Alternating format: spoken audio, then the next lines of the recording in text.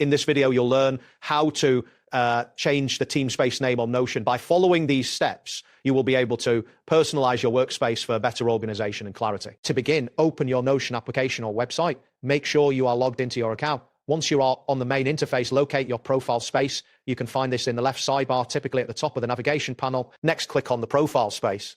This action will prompt a drop-down menu to appear.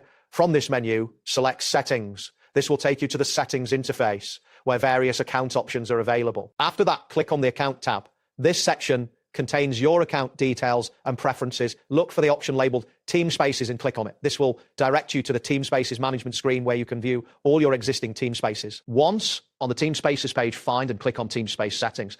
This option allows you to modify settings specific to your Teamspace. After navigating to this section, click on Manage Teamspaces. Here, you will see a list of all the Teamspaces you have access to. Then, locate the Teamspace you want to rename.